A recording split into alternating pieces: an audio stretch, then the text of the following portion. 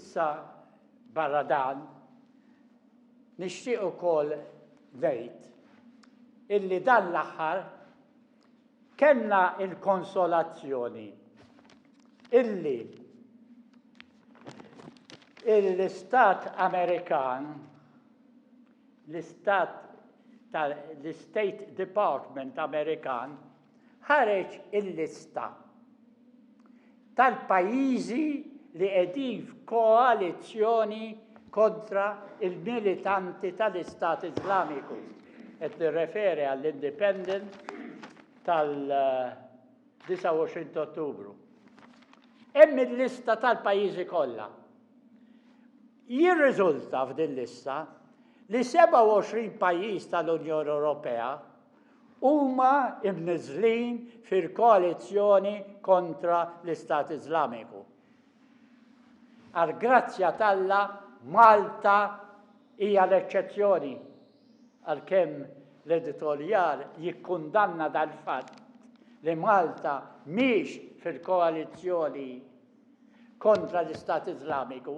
Fil-fatt dan huwa fatt pożittiv li aħna maħniex fil-koalizzjoni kontra l-Istat Iżlamiku.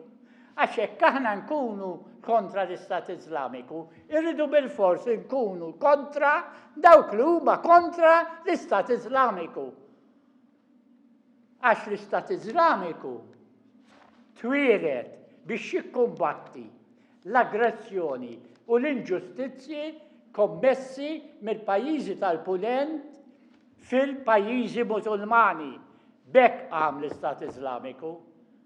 U aħna jekk aħna għandna nikkundannaw l-Istat Iżlamiku, irridu nikkundannaw il-pajjiżi tal-Punent li kkaġunaw it-twaqqif tal-Istat Iżlamiku minflok qegħdin nappoġġjaw lill-pajjiżi tal-Punent.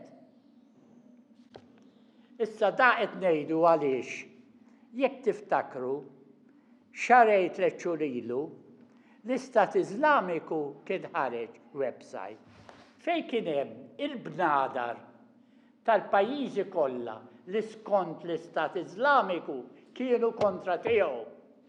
U sfortunatament dikinhar l-Istat Iżlamiku inkluda il-bandiera ta' Malta. Jekk tiftakru fost il-bnadar kollox fl-aħħar kien hemm il-bandiera ta' Malta.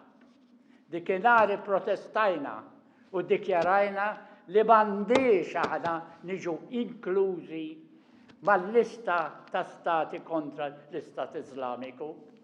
Fortunatament issa l-Istati Uniti tal-Amerika għarfet li Malta mhijiex u nittamaw li dan il-fatt ikun magħruf mill-Istat Iżlamiku stess għaliex b'hekk nevitaw li aħna nkunu mira fl-attentati li qed jitwettqu mill-militanti tal-Istat Iżlamiku.